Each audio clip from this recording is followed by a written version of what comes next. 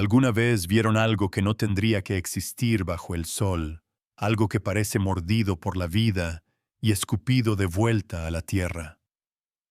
Así empezó aquella mañana abrasadora, en la que el zumbido de las moscas era un telón constante y el olor a sudor y heno se pegaba a la piel como una culpa.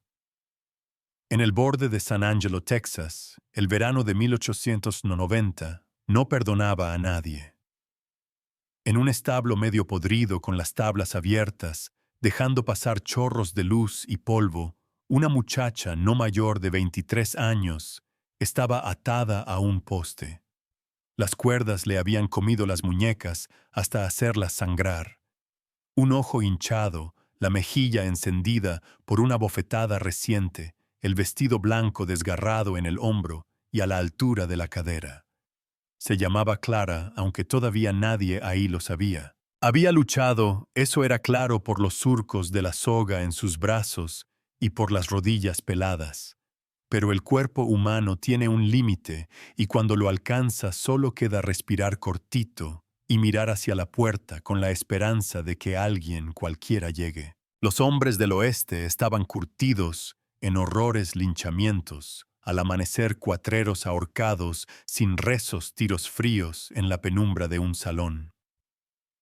Pero lo que había frente a esos ojos de mosca no era un duelo ni una venganza, era la inocencia triturada por la codicia, la clase de escena que hace apretar la mandíbula al más recio que hiere a los que han amado a una mujer o han criado a una hija. En ese silencio, donde hasta el viento se contenía, apareció Elias Carter. Tenía 51 años, y los hombros de quien ha conocido la soledad sin dramatismos solo como hecho. No era un héroe de corrido ni un pistolero de leyenda. Era un ranchero de manos grandes, uñas con tierra y espalda, que crujía al amanecer. Dio 2 pasos, vio a la muchacha, y el sol, ese sol que no perdona, pareció bajar un tono. El mundo se encogió hasta caber en la cuerda que laceraba la piel y en esos ojos húmedos que todavía se negaban a llorar. Elías no dijo palabra. Sacó el cuchillo con la naturalidad de quien saca pan del horno, cortó las cuerdas y sostuvo a la joven antes de que se fuera al suelo como un saco vacío. Le ardía la frente la piel caliente por el sol de piedra. La acomodó sobre su caballo con un cuidado torpe pero digno y sin mirar atrás tomó el camino a su rancho. Con cada golpe de casco la sensación de haber cruzado un umbral crecía. Elías sabía reconocer el peso de los cuerpos. Aquel no era el de Clara, era el de los problemas que se le venían. Llegaron cuando el cielo se encendía como brasas.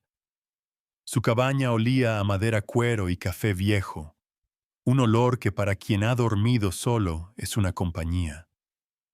La sentó en una silla, bombeó agua del pozo y le acercó una taza de lata. Ella bebió despacio, pero con hambre, como quien vuelve del desierto. Cuando el agua le templó la voz, dijo su nombre, Clara Hayes. Contó que su padre Henry tenía tierras grandes más al norte en Wichita County. Tierras buenas con pasto que en primavera parecían mar. Esas tierras habían sido el capricho de Grayson, un hombre con dinero y mal genio, de esos que creen que todo tiene precio y que él no es una falta de educación. Ante la negativa envió hombres, ataron a la hija, la golpearon y la dejaron como amenaza. No era el fin, era la palanca. Elías escuchó con la cara de quien aprende a endurecerse por dentro sin perder el pulso.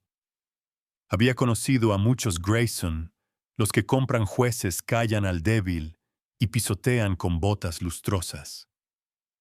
Pero también conocía la terquedad de la tierra.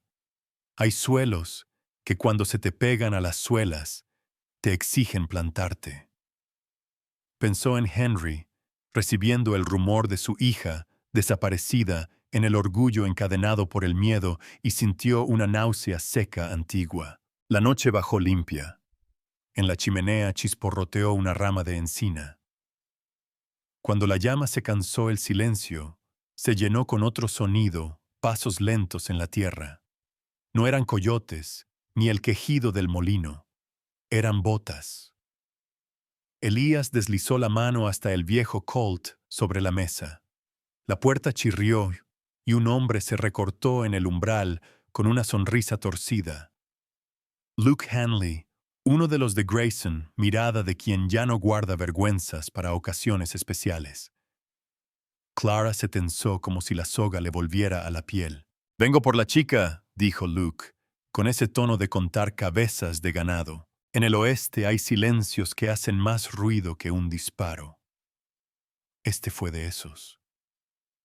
Elías se puso de pie con la parsimonia de los que no corren, porque no deben, y en el instante justo la voz de Clara se abrió paso ronca pero firme. «¡Elías!». El aviso partió el aire. Luke se abalanzó. Elías lo estampó contra la pared con fuerza de campo. El forcejeo fue corto como un mal pensamiento. Hanley envejeció de golpe entre los brazos del ranchero. Al registrarlo, un fajo de billetes cayó al suelo. Dinero fresco, olor a tinta reciente. En los bordes, el sello del banco de Wichita County. Clara palideció, recordó al hombre que se rió mientras la ataban, diciendo que Grayson siempre obtenía lo que quería. Las piezas encajaron y a veces cuando la verdad cae suena como metal. Hay decisiones que no se anuncian, se asumen. Elías ató a Luke como se ata a un ternero arisco y se sentó junto a la ventana con el rifle cruzado en las rodillas. No durmió. Afuera la noche respiraba. Antes del alba el primer rumor cascos. 3, quizá 4. Mientras la luz se filtraba como sangre por el horizonte, aparecieron 3 jinetes. No eran improvisados. Tenían ese aire de impunidad que se aprende cuando la gente baja la mirada al verte. Traían antorchas y latas de querosén. Con esas cosas se puede borrar una casa de un hombre en minutos. «¡Sal y entréganos a la muchacha!», gritó uno con voz de orden más que de pedido. Elías salió al porche. La sombra larga, el rifle quieto, la voz baja. Esta tierra no se rinde. El silencio duró lo que dura el primer movimiento de una tormenta. Una antorcha voló y prendió en el heno. Clara, sin pensarlo, agarró un balde y lo volcó sobre el fuego. El disparo de Elías cortó el aire, el primero cayó como si alguien le hubiera quitado el suelo. El segundo desenvainó tarde otro tiro, lo dejó mudo. El tercero quiso esconderse detrás del caballo.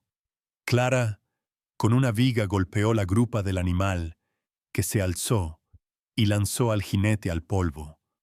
Fue un combate breve sin épica con el olor agrio de la pólvora y esa pasta seca de tierra y miedo pegándose a la lengua. 2 hombres quedaron heridos. El tercero se arrastró hacia el matorral, jurando volver con más. En los pueblos del desierto, las noticias viajan como el viento, cuando encuentra cañones, aceleran. Para cuando Elías subió a Luke a la carreta y llevó a los heridos al pueblo, los murmullos habían hecho su trabajo. La calle se llenó de ojos. El sheriff miró el fajo con el sello del banco y escuchó a Luke que más por rencor que por remordimiento escupió el nombre de su patrón. La última pared del silencio se cuarteó. Y entonces ocurrió algo que en México y en Argentina se conoce bien desde los abuelos, el vecindario dejando de lado el miedo. Un tendero contó cómo Grayson lo exprimió con deudas injustas. Una viuda relató que la había sacado de su parcela con matones. Un peón mostró los dedos quebrados por aprender modales. La gente empezó a ponerse de pie tomando valor del de al lado, como cuando una zamba crece porque alguien palmea y otro levanta la voz, o como cuando en una plaza del barrio se junta la cuadra entera para defender lo suyo. Al mediodía ya nadie caminaba solo, eran un bloque. Subieron la colina donde la casa de Grayson, demasiado grande para el clima, les devolvía un brillo soberbio. Cerraron puertas. Detrás hombres pagos con armas. Pero hay verdades que atraviesan madera y salario. Las manos de la gente, manos de panadero, de costurera, de domador, de carpintero, empujaron y el portón cedió con un gemido humillado. Grayson fue bajado por sus escalinatas con el traje arrugado y la cara sin sangre. Pidió orden, respeto, ley. Le respondieron con la ley más vieja, la de la comunidad, que dice basta. No hubo linchamiento ni circo. Hubo final. Lo que Grayson había usado como látigo, el miedo, ya no tenía mango. Ese día perdió el dinero que compraba silencios, la soberbia que camuflaba su pequeñez y la autoridad de quien ha mandado demasiado. Cuando la polvareda empezó a caer, llegó un carro con un hombre de barba cana y ojos hundidos de vigilia. Era Henry Hayes. No hizo falta que preguntara. Vio a su hija y el mundo por un segundo volvió a su sitio. Clara corrió y el abrazo fue de esos que ponen un nudo en la garganta a los que se han jurado no llorar. Henry estrechó la mano de Elías. No hablaron. Hay momentos en que la palabra entorpece lo sagrado. Clara subió al carro. Se volvió. Lo miró. En los ojos llevaba algo que no era solo gratitud, era reconocimiento. Elías, con una media sonrisa, que en él era un lujo, tocó el ala del sombrero. Podía haber dicho muchas cosas y se guardó todas. Hay silencios que pesan más que una declaración, y los hombres que han aprendido a perder también han aprendido a callar a tiempo. El camino se abrió frente a la carreta, y con el traqueteo se alejaron los últimos ecos de la casa en la colina. El pueblo, como ocurre en nuestras tierras, cuando pasa la tormenta, barrió las veredas, abrió ventanas y encendió ollas.